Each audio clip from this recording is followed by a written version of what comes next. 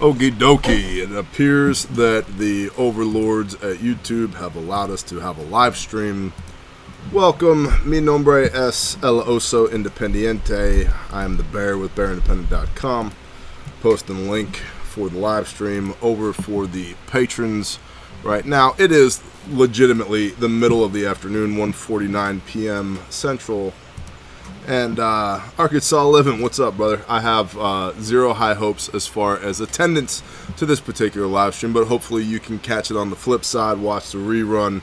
Just the nature of my day today necessitated that I do the brief now. Also, you may note that I sound a little bit different.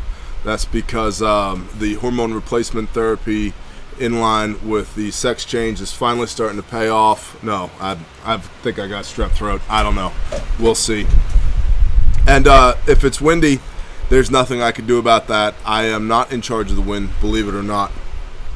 So, without further ado, we'll be talking about political shenanigans today because everybody's favorite thing, right? It's not even 2022 yet. We got midterms coming, and then, of course, the big one, 2024 presidential race. So let me hop over into OBS and hit the button. Boom, hit the button. It was recently discussed on the Fox News Rundown podcast that it appears that the Democrats will likely lose the House due to, among other things, their inability to agree with each other during the recent debt crisis vote. After Mitch McConnell helped provide the votes needed by the Democrats to raise the debt ceiling, he wrote a letter to President Biden, Mitch McConnell, everybody's favorite. Quote, "I will not provide such assistance again if your all-democratic government drifts into another avoidable crisis," end quote. Oh, tough words from a swamp creature. 6 aides and strategists under the condition of anonymity reportedly told NBC News that it doesn't seem that the party leaders have a plan at all for the next debt crisis, now due to arise again in December. They don't have a plan. They're just going to keep printing money and spending money and printing money and spending money, says me, based upon historical data. Back to the report. According to Gallup poll data, the approval rating for both parties in the U.S. isn't great. The Democratic Party and Republican Party are viewed unfavorably, 55% and 56% respectively. Slowly but surely, most Americans are simply losing any remaining confidence in this divided political system. I'm right here. I'm this guy. Bear what? Bear independent. I don't trust any of you swamp creatures. And I don't care if there's an R or a D after your name. And divisive party politics have worked a hell of a job on a whole bunch of people. Well, it's the Democrats. No, it's the Republicans. No, a-holes. They're all the same people. They're all on the same team. And we are not on that team. They don't care about us. You shall know them by their fruits. Look at what they do. They can talk all day. And they do talk all day about, well, you got to vote for me because of XYZ. You shall know them by their fruits. I mean, right here, we got Mitch McConnell helping out the Democratic legislature to pass Biden's budget. You shall know them by their fruits. Back to the report. There is widespread speculation that Donald J. Trump will run again in 2024, especially after the recently held Save America rally in Iowa on Saturday. Several polls have showed increasing popularity for the former president as President Biden's approval ratings continue to shrink in the wake of dismal job reports and his Afghanistan debacle. Biden's approval ratings are quite low now at 38%. In sum, the current Democratic government is failing to deliver the boring competency sought by the American people. They are boring, they are incompetent though. In other words, the likelihood of a relatively dramatic swing towards the right is increasing more and more. If this does happen, what are the likely consequences? An increasing media crackdown, a resurgence of riots, considering the recent statements from Taiwan about China's potential ability to invade by 2025, how would a potential worldwide conflict add to the plate? Imagine a combination of severe supply chain issues, economic issues, civil unrest, and an irate media on its own warpath. If everything lines up, the pandemic very well could look like nothing more than a trial run for a post-2024 shift in American politics and world conflict. Think about that. And of always, as always, the best words, tremendous. My face, sometimes these words don't come out of it the best. The words are the best, but this face sometimes doesn't speak them the best. Believe it, beautiful, beautiful words with this mouth, the best. We have supporting links in the description, both on Patreon and on the YouTubes. As you may have noticed, we're on the alternate channel because we're not allowed to have a main channel right now. It's pretty obnoxious, the main channel being Bear Independent, the alternate channel being here at the Blue Collar President. So please do us a favor, pay the fee, and support the show by sharing this to people who you think need to see it. Let's go look at our El Linkos. From the CommunistNewsNetwork.com, the real debate among Democrats over Biden's agenda is just beginning. Here we see Joseph Robinette Biden Jr., who has apparently been injected with enough B vitamins to be able to stand up momentarily behind a podium. From CNN, with the debt ceiling crisis punted until December, Democrats are turning their sights back to their own agenda, a move that will shake the party's resolve and test whether it can make hard choices and compromise a reality. Already, Democrats have struggled to contain bitter infighting between their moderate and progressive wings, divisions that stopped the House from passing a $1.2 trillion infrastructure bill to rebuild the country's roads and bridges in recent weeks, a battle that still threatens to derail President Joe Biden's agenda overall. Another poor jobs report Friday rattled the White House, putting even more pressure on Democrats to deliver a win for the president. Democrats are grumbling within their ranks about how much to slim down their $3.5 trillion social safety net bill. And members have conflicting views about which programs are most important to the future of the country and the party.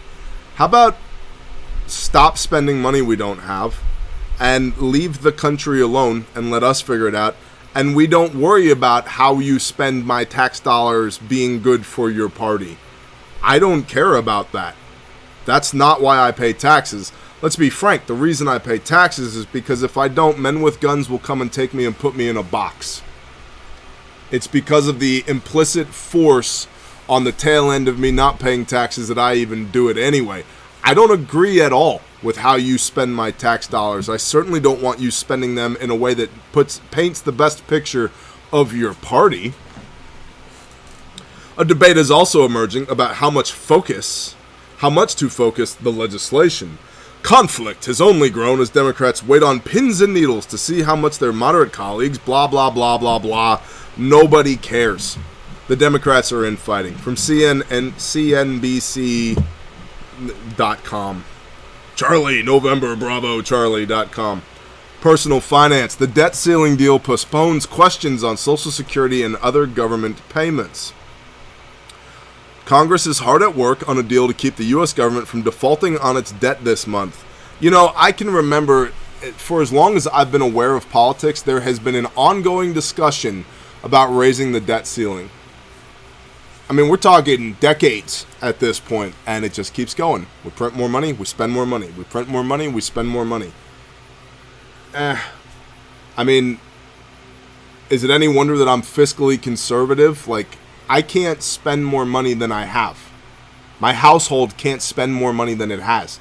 Nobody has ever taken a vote to see whether or not we should raise the debt ceiling for the Bear household. Nobody has ever, not one time, been like, you know what? Y'all are doing a great job. Thanks for doing what you do. Here's 1,000% raise. You can spend all this extra money. You're doing great. By the way, private jets, expensive liquor, private parties, yeah, all this stuff. It's yours. You're doing a great job. That has never happened. Never, not one time. And it's as if I, as a taxpayer, should just feel blessed that I am allowed by my government, I'm allowed to go to work so that I can earn some money, so that I can take 30-40% of that and put it in a separate account, so that quarterly I can throw that at the men with guns who work for the federal government so they don't come put me in a box, so that they can fund and subsidize all of their little pet projects, so that I can continue to be allowed to go to work and do my job. I mean, I don't know if you could tell, I'm not at all annoyed by this arrangement in the least, not even a little bit. It's just mind-blowing to me that we're here, and we've been here over and over and over again, and nobody, to this point, nobody not once has gone, hey, here's the deal. The American people have said, stop spending my money. I'm just not doing it. Just stop spending my money. I don't agree with how you spend it. I don't agree with what you spend it on. I don't agree that you should make more of it. I don't agree with you indebting my children and my grandchildren into servitude because of the money you're spending now. I'm just out. I just opt out. I'm not doing it. I legitimately feel like taxation without representation. These people don't represent me at all. Not even a little bit. And yet, if I don't pay my taxes, men with guns will come and put me in a box. That sounds fair. Thank you for permission to do my job, government. Y'all are the best. Back to the article. Seniors can be reassured that at least in October and November, they're going to get their Social Security on time and in full. However, they did just postpone the problem until December. What could happen then is difficult to predict. I've been talking about for a couple of years now, if you receive payments from the federal government, I feel like in my heart, the legitimacy, the dependableness, the you know what I'm trying to say here, the regularity of those payments is going to go away. The government is becoming insolvent. It used to be every 4 years, every 8 years, they'd talk about raising the debt ceiling. Now it's like every year. They're like, we got to raise the debt ceiling. Well, and now they're saying, well, we're just going to go from October to December. All right, so it's accelerating here. They're running out of tricks. And so I don't have a good answer for, well, if I'm on Social Security or if I'm on disability or I'm, medically retired or honorably retired from the armed forces, what do I do if that money stops coming in? I don't know. I have no idea. But if the government becomes insolvent and you receive a check from the government, how long do you think you're going to be able to receive a check for? Sooner or later, you're just going to be getting credits on a card. Then the government says you can spend these credits on this card at our preferred vendors, our 1,200 affiliates that have bought into the federal, Patriot credit system or whatever it may be. The Senate deal authorizes a $480 billion increase to the debt limit. The U.S. Department of Treasury estimates that will allow the government to pay its bills until December 3rd. Still, there's a lot of uncertainty as to exactly how long the proposed $480 billion could last. At some point in the next several months, we will be in danger of not meeting all of our obligations. It's the same blah, blah, blah over and over again. We don't have any money. The old folks aren't going to get their money. We got to go back to Congress and ask for more money. And then we're going to print more money. And then we're going to spend that money. And then we're going to scare everybody by saying the old folks aren't going to get their money. And then we're going to go to Congress and ask for more money. And then they're going to print more money. And all the time we're going to continue to debase our currency. We have an illegitimate government at this point. Not illegitimate in the sense of whether or not you like them. Illegitimate in the sense that they can't actually function. They have to constantly print more and more and more money. To say nothing of the fact that we've created these classes. We have a caste system here in the United States. The political elites that rule, that run the show, like I said, like private jets, fancy cars, private security, expensive liquor, expensive parties, multiple houses. They come into office making $160,000 a year. They leave worth hundreds of millions of dollars, and everybody knows this. This is like common. It's understood. And yet somehow, yeah, we're okay with it. We're okay with it because they take that money out of your paycheck. You never see it. If you had to sit down and write a check to the government every 90 days, kind of like how I have to as an entrepreneur, as a small business owner, you'd probably be furious. And then you turn around and look at what they spend that money on. I don't care about the reproductive habits of shrimp in the Gulf of Mexico. That's ridiculous. I don't care. Or like the gender fluidity of certain tree frogs, or aid to terrorist organizations. It's ridiculous. From news.gallup.com. Do we have a live stream still? Probably not. We do. What's up, everybody? 365 people on in the middle of the afternoon. I appreciate y'all. Can I get an amen for no gender fluid frogs? No gender fluid frogs. I mean, they're already turning the frickin' frogs gay, you know? All right. Party favorable ratings near parity. Both are viewed negatively. And there's a whole bunch of numbers and blah blahs in this article. You have the links if you want to read it yourself. Washington, D.C., America's opinions of the Democratic Party have fallen slightly from an elevated level this year, and more again view the party unfavorably, 55%, than favorably, 43%. Meanwhile, 56% have an unfavorable view of the Republican Party, and 40% a favorable one. So essentially that one paragraph right there. 55% of the country thinks Democrats are scumbags, and 56% of the country thinks Republicans are scumbags. 100% of the population of this back porch thinks that they're all scumbags. The 3 percentage point gap in party favorable rating is down from 11 points earlier this year, shortly after President Joe Biden, the most popular president in U.S. history, after his inauguration, and as the Senate was preparing to try former President Donald Trump on impeachment charges for his actions related to the January 6th Capitol Hill riot, air quote riot.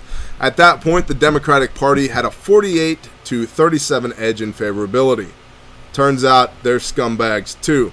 And this article goes into great depth explaining that they're both scumbags, and there's lovely graphs and lines and data points. Feel free to read it for yourself. From NPR.org. Potential candidates always test political waters in Iowa. Trump's trip is different, so they say. Remember, this is NPR. Your tax dollars paid for the political bias that we're about to see here. There always seems to be someone testing the presidential waters in Iowa. Over the summer, South Dakota Governor Kristi Noem, badass, like your sister, and former Vice President Mike Pence headlined an event for a prominent evangelical Christian group. At a fundraiser, Arkansas Senator Tom Cotton went viral doing push-ups with his Iowa colleague Chuck Grassley. Coming to the early presidential nominating state this far ahead of the contest is about meeting voters and laying the groundwork for a potential campaign. But what's happening Saturday night is unprecedented. Former President Donald Trump, who is teasing another run, is holding a large rally at the Iowa State Fairgrounds in Des Moines. The latest Iowa poll published this week in the Des Moines Register says Trump is more popular in the state after leaving office. Pollster J.N. Seltzer says Trump remains very popular with Republicans and has made a recent gains with independents. Homemade gummy bears. Quote, from March, it was 45-53, so a majority of independents saying they had an unfavorable opinion of former President Trump, she said. In this poll, it was 48-49, so he's evened out the edge that there was a problem with independent voters in Iowa. The former president boasted about those numbers in an email to supporters this week, and his political action committee recently hired a couple of Iowa advisors. In other words, Trump is testing the waters in Iowa for a 2024 run. Now, I've heard it whispered by people who may or may not be in the know to say that there are no plans for a 2024 run of Donald J. Trump. I've heard that. It's complete rumor. I can in no way substantiate it. I've also heard the opposite from people who should be in positions to know these things, that yes, there absolutely are plans, and so there's conflicting rumor. In other words, nobody knows, or at least those that do know aren't talking to the likes of me right now. Kendrin Bardwell, a political science professor at Simpson College, says Trump has mostly frozen the field for Republicans. Quote, it doesn't mean they're not testing the waters, Bardwell said, but I don't think people want to go through the amount of work it would take to build the infrastructure and get, the donations lined up, ready to go if they know that in a few months he's just going to drop his hat in the ring anyway.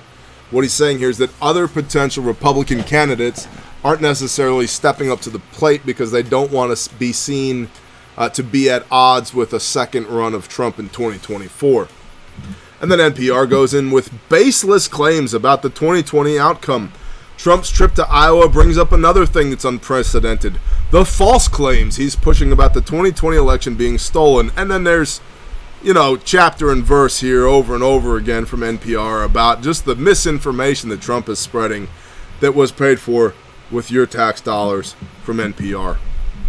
And all of this falls under the headline of political shenanigans, which is precisely what we're talking about right now on this live stream, which is why I titled it Political Shenanigans. So what do we need to know here?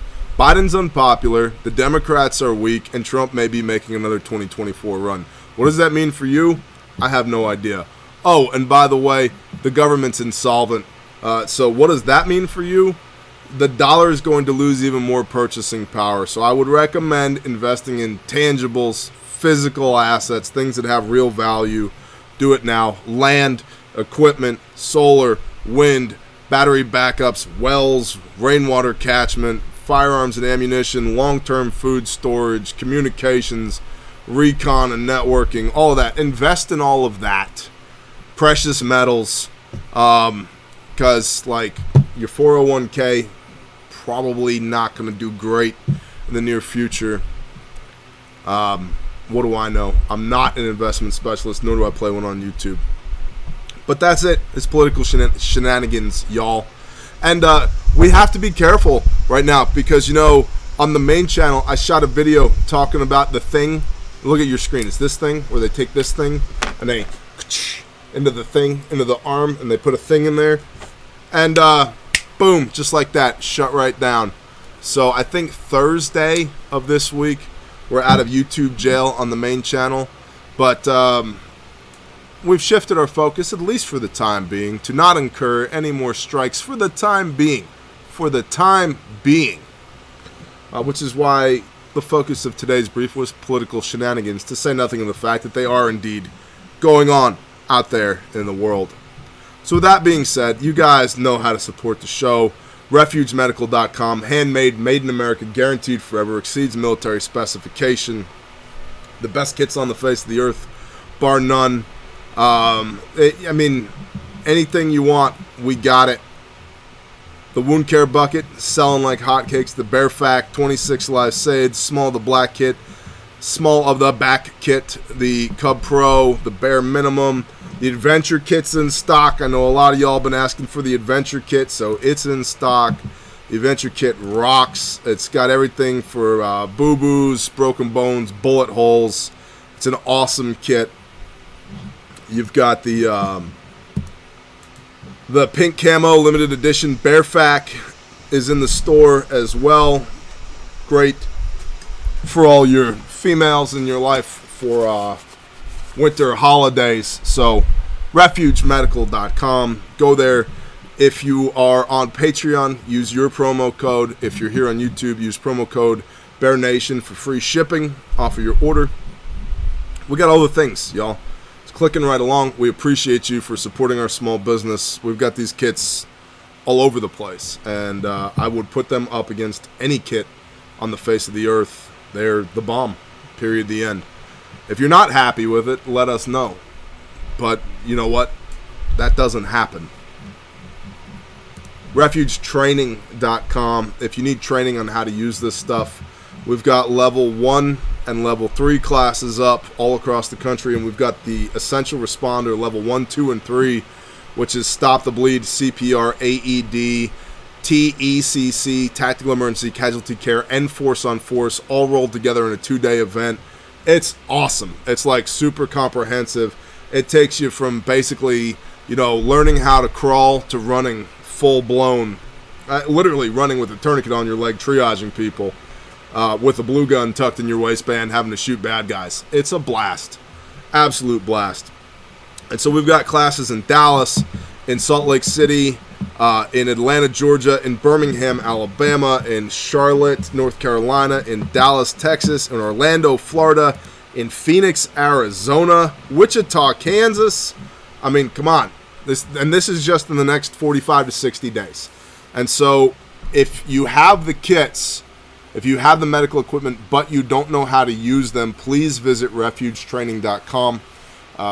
Much like the kits, I'd put them up against any kit in the world. I'd put our trainers and our training up against anybody else in the world. We've got excellent feedback on all of these classes. They're an absolute blast. You will leave way better than you came. We guarantee it. You'll enjoy the class, and you'll definitely learn something. And the whole idea behind these classes is force multiplication. The cost of the class includes a trainer medical kit that you keep, so that when you leave, you can take that kit and the information that you learned back to the people in your church, your small business, your mutual assistance group, in your home, in your community that you need to teach, who should have been to class but couldn't come to class. You can take the trainer kit and the knowledge that you now have and teach them. And we've had people who have trained dozens of people in their community, in their mag, in their church after taking our class. That's the whole idea. It's force multiplication. So please check out refugetraining.com. You've got all the promo codes. They're in the description down below on YouTube and on Patreon. I appreciate y'all greatly, and I hope you'll have a blessed day. If you're supporting us on Patreon, thank you for your support. We will do men's group Monday tonight. We're doing the second Torah portion, Noah, tonight, 7 p.m. Central. Hopefully the Father will clear all of this bull crap out of my head so I'll be able to breathe and speak. We shall see. Bless y'all. Thank you for your support. Shalom.